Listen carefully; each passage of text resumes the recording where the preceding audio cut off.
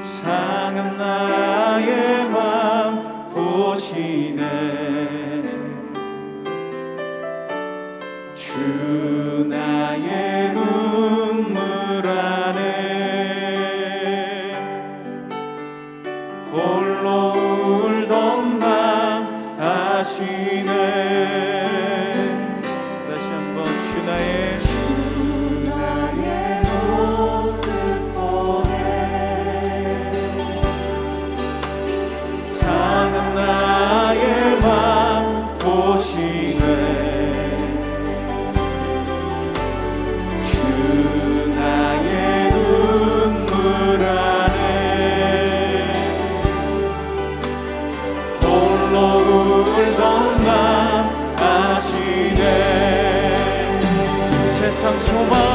세상 소망 다 사라져가고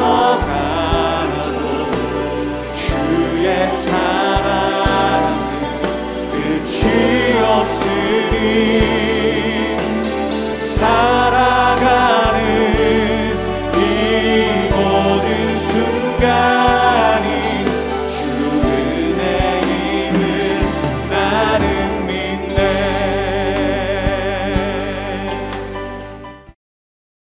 그곳을 떠나 갈릴리 가운데로 지날새 예수께서 아무에게도 알리고자 아니하시니 이는 제자들을 가르치시며 또 인자가 사람들의 손에 넘겨져 죽임을 당하고 죽은 지 3일 만에 살아나리라 말씀하셨기 때문이더라. 그러나 제자들은 이 말씀을 깨닫지 못하고 묻기도 두려워하더라.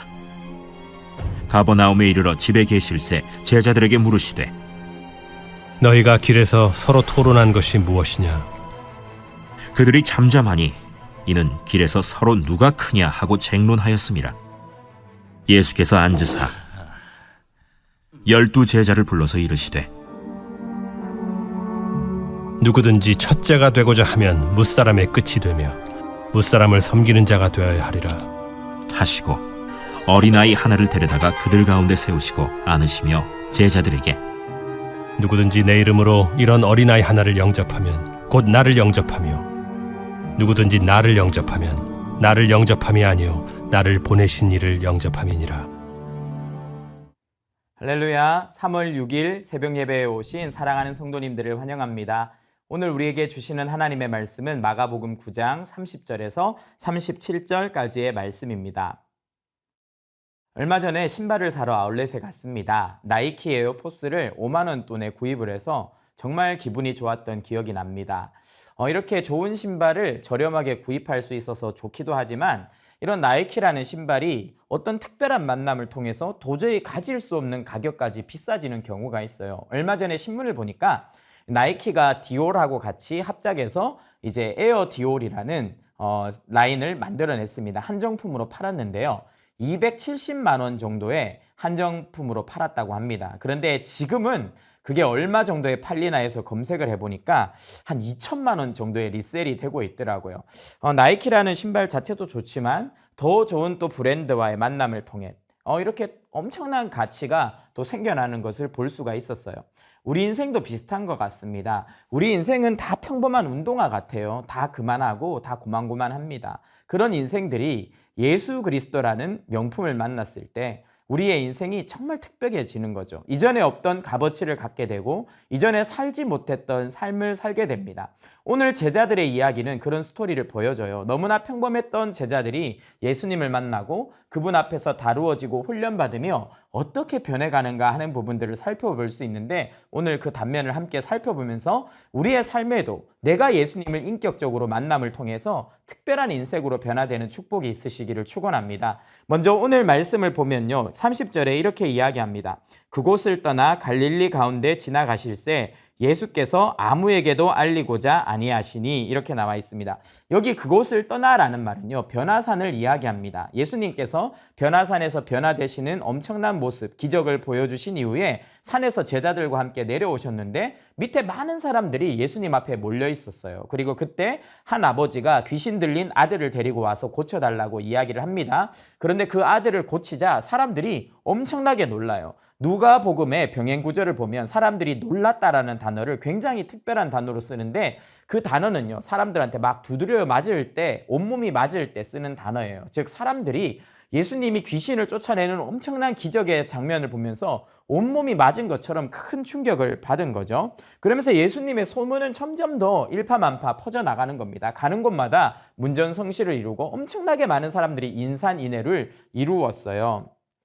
오늘날로 치면 수백만의 좋아요, 구독을 받은 겁니다. 많은 사람들의 인기를 받은 거죠. 이때 이제 물 들어올 때 배에 노를 저어야 된다고 이렇게 빨리빨리 예수님이 더 많은 행보를 하셔야 되는데 그곳을 떠나셨다, 이렇게 이야기합니다. 그렇게 많은 무리가 있는 곳에서 분리되셔서 특별한 시간을 가지셨다는 거예요. 그러면 예수님께서 왜 특별한 시간을 가지셨냐? 왜 아무에게도 알리지 않는 시간을 가지셨냐? 31절 이렇게 써 있습니다. 이는 제자들을 가르치시며 또 인자가 사람들의 손에 넘겨져 죽임을 당하고 죽은 지 3일 만에 살아나리라 하는 것을 말씀하셨기 때문이라. 여기에 나오는 이는이라는 단어는 가른데 사실은 이런 뜻입니다. 예수님이 이렇게 하신 이유는 사실은 제자들에게 가르치기 위해서였다. 그러면 도대체 뭘 가르쳤냐? 예수님의 죽으심과 부활에 대해서 가르치기 위해서 그 엄청난 인기를 다 뒤로 하시고 특별하게 제자들과 은밀한 시간을 보내셨다는 거죠. 왜 예수님은 자신의 죽으심과 부활에 대해서 이야기할 때 은밀하게 하셨을까요? 제자들과만 시간을 보내면서 공적으로 선포한 것이 아니라 복음을 조근조근 조용히 전하셨을까요? 그것은요, 정말 중요한 것, 정말 생명을 살리는 것, 정말 소중한 것들은요, 원래 은밀하게 전해져야 되기 때문입니다. 그래야 진심을 전할 수 있고 중요한 메시지를 놓치지 않고 새길 수가 있기 때문이죠. 예를 들어서 한 남자가 한 여자를 사랑한다고 해보세요. 어떻게 고백해야 됩니까? 여기저기 다 다니면서 나 누구 좋아한다 이렇게 말하면 될 일도 안 됩니다. 아마 여자가요, 치를 떨고 싫어하고 그 남자 연락처를 차단해 버릴 겁니다. 정말 내 마음이 소중하고 그 사람이 소중하다면 따로 불러내서 분위기를 잡고 정성을 들여서 정말 내 마음을 시와 같이 잘 전달을 해야 그 진심이 들어가는 것과 마찬가지죠.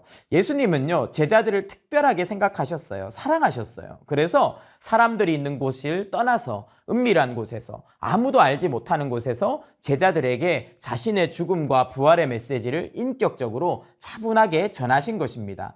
이것이 우리에게도 굉장히 중요한 메시지가 됩니다. 여러분들은 예수님과 이런 은밀하고 인격적인 만남을 가지셨습니까? 우리가 공적인 예배를 드리고 복음에 대해서도 수도 없이 듣고 신앙 서적도 읽습니다. 하지만 그 예수님과 그 예수님의 십자가의 복음과 부활의 복음과 내가 인격적이고 친밀한 만남을 가지지 못했다면요, 큰 변화가 일어나지 않는 것들을 경험하게 돼요.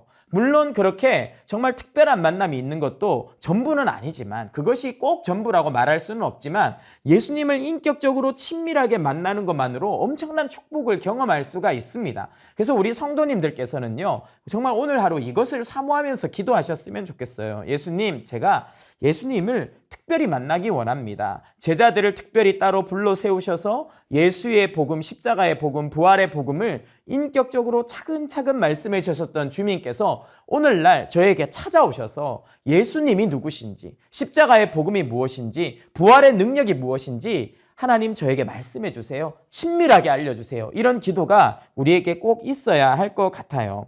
그럼 이렇게 예수님을 인격적으로 친밀하게 만나게 되면 어떤 반응이 일어나냐, 어떤 일이 일어나냐, 이것이 굉장히 중요한데요. 오늘 본문에 보면요, 굉장히 의외의 반응이 나타납니다. 사실 예수님이 우리를 만나주시고 인격적으로 축복해 주시고 하나님의 말씀을 알려주시면 덩실덩실 춤을 추면서 환호할 것 같은데 본문은 그렇게 이야기하지 않아요. 사실 제자들은요, 예수님 앞에서 춤추던 때가 있었어요. 오병이어의 기적을 행하신다든지 7병이어의 기적을 행한다든지 공개적으로 엄청난 기적을 행해서 사람들이 환호하고 자신들이 정신없이 사역을 하고 돌아갈 때는 정말 기뻐 뛰면서 그렇게 사역을 했을 것 같습니다. 그런데요, 예수님의 복음이, 예수님의 죽으심이, 부활이 자신에게 세밀하게 인격적으로 정말 다가왔을 때는 전혀 다른 반응을 해요. 마가복음 9장 32절입니다.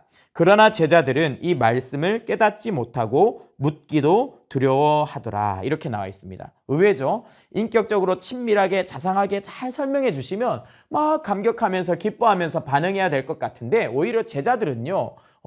깨닫지 못했어요. 그리고 오히려 두려워했다. 감히 질문조차 하지 못했다라고 이야기를 합니다. 여기에 나오는 깨닫지 못하다라는 헬라어는요. 아그노에오예요.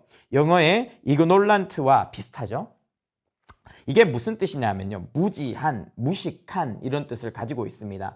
하나님의 말씀이 인격적으로 와서 닿았는데 제자들은 오히려 무식해졌어요. 깨닫지 못하게 됐어요. 그리고 그렇게 예수님의 십자가의 복음에 대해서 인격적으로 설명을 했는데 오히려 두려움을 느끼고 질문조차 하지 못했습니다. 왜 이렇게 영적인 알러지 반응이 일어날 난 걸까요? 왜 복음 앞에서 이들은요 오히려 위축되고 두려움을 느꼈던 걸까요?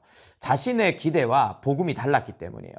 예수님의 제자들이 기대했던 거는요 성공적인 인생, 역전의 삶이었습니다. 이들이 처음에 정말 시골뜨기로 그렇게 각자의 삶을 살아가고 있을 때 예수님이 찾아오셨고 이들을 제자로 불러주셨죠. 그래서 이들이 예수님을 만나고 예수님을 따라다니면서 엄청나게 많은 사람들이 자신들을 추종하고 쫓아올 때 야, 드디어 하나님의 나라가 세워지고 그분의 왕국이 세워지면 우리는 다 한 자리씩 할 수 있겠구나. 우리가 정말 엄청나게 많은 축복을 받을 수 있겠구나. 우리 인생은 이제 폈다라고 생각을 했을 겁니다. 마치 정말 저기 어디 알지도 못하는 그런 지방대에서 공부를 하고 있었는데 서울대에 입학을 허가받은 것 같은 그런 엄청난 기쁨이 이들 안에 있었을 거예요. 그것을 기대하고 예수님을 따라왔는데 복음은 그게 아닌 거예요. 예수님이 왕이 되시고 통치자가 되셔서 정치적인 메시아가 되셔서 이 땅을 다스리신다. 우리도 한 자리씩 다 할 수 있다. 이게 아니라 예수님이 죽는 것이 복음이라는 거예요. 예수님께서 돌아가셔야 된다는 거예요. 이거를 받아들일 수가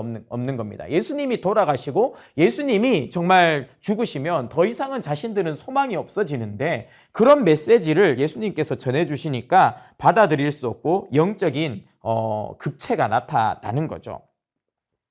그래서 베드로는요 첫 번째 이런 메시지를 들었을 때 너무 막 격렬하게 알러지 반응이 일어나서 예수님한테 대드는 거예요. 예수님 그렇게 하면 안 됩니다. 항변하고 그렇게 할 수 없다고 막 대들다가 예수님한테 막이라고 막 한마디 듣게 되는 거죠. 그러니까 그런 경험을 봤던 제자들이요 영적으로 막 이렇게 거부 반응이 일어나는데 질문도 못하고 겁은 나고 이러니까 입을 꾹 다물고 있는 상황이 나타나는 겁니다. 그런데 생각보다 성경에 이런 반응이 많아요. 예수님께서 은밀하게 제자들에게 자신을 드러낼 때 제자들이 막 기뻐하고 그랬는 쪽도 있겠죠. 그런데 대부분의 예수님이 누구신지 그분의 하시고자 하는 일이 무엇인지 드러났을 때 제자들은 놀라고 충격을 받아요. 마가복음 6장 51절 배에 올라 그들에게 가시니 바람이 그치는지라 제자들의 마음이 심히 놀라니 예수님이 무리를 걸어오시는 것을 제자들에게만 특별히 보여주셨어요. 그 모습을 본 제자들은요 와 너무 좋아 이런 게 아니라 뭐 유령이다. 그리고 예수님이 배 위에 올라오셨는데도 그 충격에서 벗어나지 못하고 허우적거리는 모습을 보게 됩니다. 마가복음 9장 6절 이는 그들이 몹시 무서워함으로 그가 무슨 말을 할지 알지 못함이니라. 예수님이 세 명의 제자를 따로 부르시고 변화상의 놀라운 모습을 보여주셨을 때 제자들이 막 기뻐 뛴 게 아니라 너무 무서워서 할 말을 잃어버렸다. 이렇게 나와 있습니다. 오늘 본문이랑 비슷하죠. 마가복음 16장 8절 여자들이 몹시 놀라 떨며 나와 무덤에서 도망하고 무서워하며 아무에게도 아무 말도 하지 못하더라. 여기서도 특별한 여인들이 예수님의 부활의 소식을 천사에게서 들은 거예요. 그럼 막 기뻐하면서 뛰어다닐 것 같은데 그게 아니라 무서워진 거예요. 그리고 아무에게도 말할 수 없었더라. 이렇게 나옵니다. 우리가요 예수님을 인격적으로 만날 때 이런 반응이 일어나요. 왜냐하면 예수님과의 인격적인 만남은 굉장히 충격적인 거거든요. 지금까지 내가 알아왔던 내가 살아왔던 세상이 잘못되었고 그리고 내가 믿어왔던 성공의 공식들이 전부 다 거짓말이었다는 것을 깨닫게 돼요. 예수님 앞에 서면 내 인생 전체가 위험하다는 것을 깨닫게 됩니다. 그러면 기뻐할 수가 없어요. 엄청난 위기감이 몰려옵니다. 화로다 나는 망하게 되었도다. 내가 어찌하여야 구원을 얻을 수 있겠는가 하는 절박한 탄성이 영적인 경련이 우리 안에 일어나게 되는 겁니다. 도저히 입이 떨어지지 않는 거죠. 예수님의 복음을 실제로 딱 경험했을 때 우리는 그런 충격을 받게 된다는 겁니다. 예수님은요, 오늘 본문에서 제자들을 갈릴리로 데리고 가셨어요. 그래서 그들이 예수님을 따라가면 내 인생이 역전될 수 있을 거야 라고 믿었던 그 시작점인 갈릴리에서요, 교정해 주시는 거예요. 야, 나는 왕이 되고 너희들을 나의 충직한 신하로 한 자리씩 시켜주려고 이 길을 가는 게 아니야. 나는 죽으러 가는 거야. 이제 예루살렘으로 올라가면 나는 사람들의 손에 팔릴 거고 나는 죽게 될 거야. 이런 이야기를 하시는 겁니다. 너네 처음부터 가정이 잘못됐어. 나를 통해서 복받고 나를 통해서 새로운 인생을 열고 나를 통해서 너희가 이룰 수 없는 더 큰 성공을 이루려고 하는 건 복음이 아니야. 그건 복음의 본질이 아니야. 복음은 너희가 희망이 없는 죄인이라는 것이고 나를 믿어야만 산다는 거야. 그렇기 때문에 내가 너희를 위해서 십자가에 죽고 부활해야 된다는 이 흔들 수 없는 사실이 이제는 주어질 거야. 이것을 너희가 아는 것, 너희가 그것을 믿는 것, 정말로 인격적으로 받아들이는 것, 그것이 유일한 복음의 목적이고 너희에게 있는 생명의 근원이야. 이 이야기를 예수님께서 해주시는 거죠. 이렇게 그들이 처음 출발했다는 갈릴리라는 곳에서 자신의 모든 생각을 리셋하고 자신의 모든 헛된 기대를 무너뜨리고 나서야 어디로 출발할 수 있는 겁니까? 예루살렘으로 출발할 수 있는 것입니다.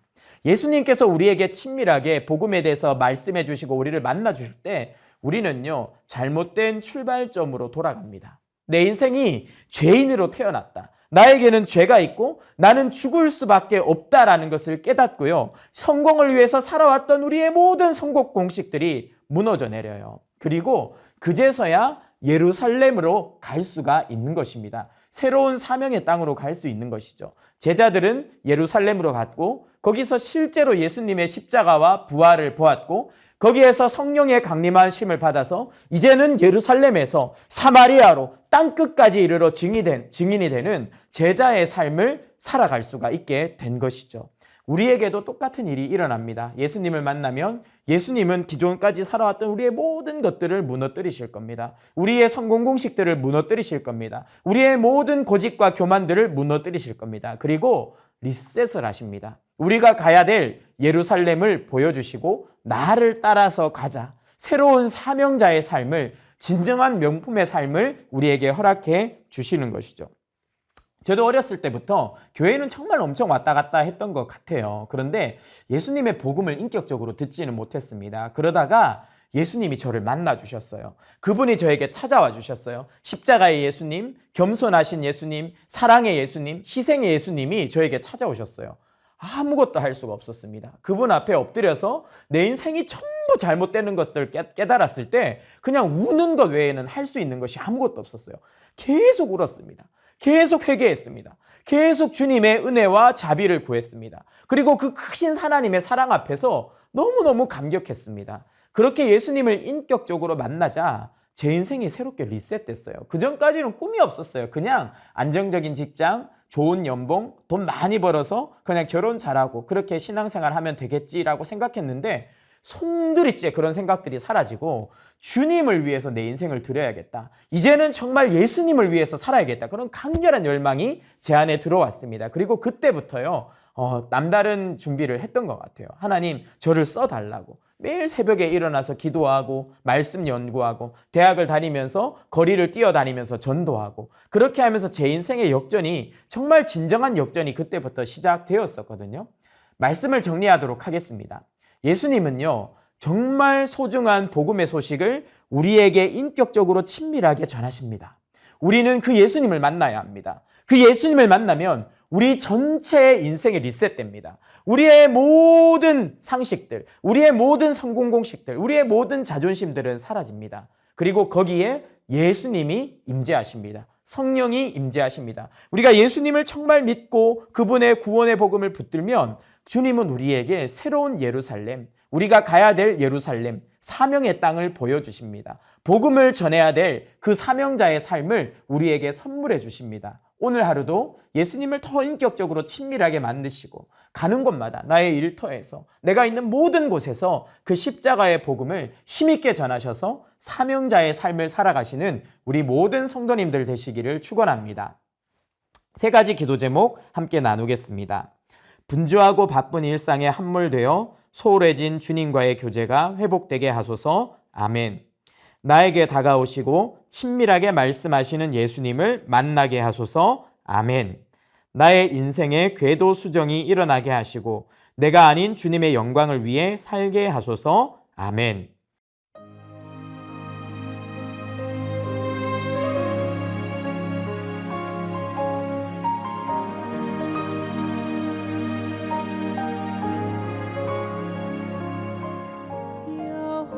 여호와는 나의 목자시니